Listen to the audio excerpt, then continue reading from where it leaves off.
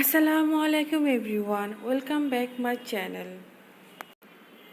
রান্নার কাজের সুবিধার জন্য আমাদের মেয়েদের নানা ধরনের শর্টকাট মেথড ফলো করতে হয়। সেই সুবাদে আজ আপনাদের সাথে শেয়ার করব কচু শাক কীভাবে গুণাগুণ বজায় রেখে সারা বছর সংরক্ষণ করা যায় এবং যে কোনো সময় এটা বের করে নিজেদের ইচ্ছা মতো খাওয়া যায়। তো সবাই কেমন আছেন? আশা করি আলহামদুলিল্লাহ ভালো আছেন। তো সবাইকে অনুরোধ রইল ভিডিওটি না টেনে প্রথম থেকে শেষ পর্যন্ত দেখার জন্য।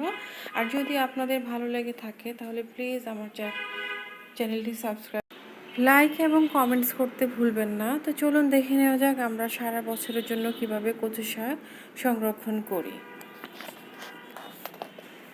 এখানে আমি একটা বড় পাত্রে কচুগুলো ভালোভাবে কেটে ধুয়ে চুলায় বসিয়ে দিয়েছি। যেহেতু অনেকগুলো কচু আমি এখানে সংরক্ষণ করব, তো পাতিলটা অনেক বড় আছে, বাট এখানে সবগুলো একসাথে আটছে না, যার কারণে আমি অর্ধেক দিয়েছি। যখন একটু ডেবে যাবে, মিশে আসবে, তখন বাকিটা দিয়ে নাড়াচাড়া করে আমি এটা যতক্ষণ পর্যন্ত পানি না শুকাবে ততক্ষণ পর্যন্ত এটা চুলায় রেখে দিব। কারণ এটার যদি আমি পানিটা ফেলে দিই তাহলে কিন্তু এটার গুণাগুণটা টোটালি বের হয়ে যাবে। যার কারণে আমি কোনো শাকের পানি কিংবা কোনো ধরনের সবজি সেদ্ধ করে এটার আমি পানি ফেলে দিই না, ডিরেক্টলি চুলার মধ্যে শুকিয়ে ফেলে। দেখেন একটুও পানি নেই, পুরাটা শুকিয়ে আমি ফ্যানের বাতাসে ঠান্ডা করে নিয়েছি। আর যেহেতু এখানে 3টা বক্স দেখতে পেরেছেন, সেই 3টা বক্সে আমি সুন্দর করে একদম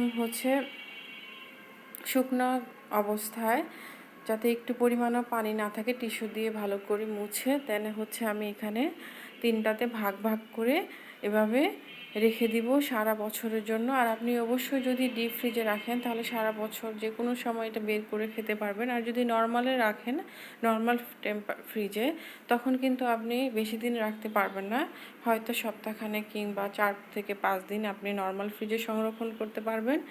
আর এই জন্যই আমাদের যে কোনো ধরনের শাক, যদি আমি বিশেষ করে কচু শাক যখন আমরা সেদ্ধ করে এটাকে রান্না করব, তখন কিন্তু আমরা আবারও বলতেছি, এটার আমরা পানিটা ফেলে দিব না। পানিটা যদি ফেলে দেই তাহলে কিন্তু এটার গুণাগুণটা টোটালি পানির সাথে চলে যায়, আমাদের আর কোনো কাজে লাগে না। যার কারণে আমি পানিটা রেখে দিব।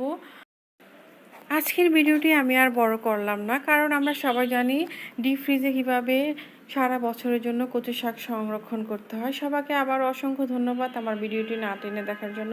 সবাই ভালো থাকবেন, সুস্থ থাকবেন। আল্লাহ হাফেজ।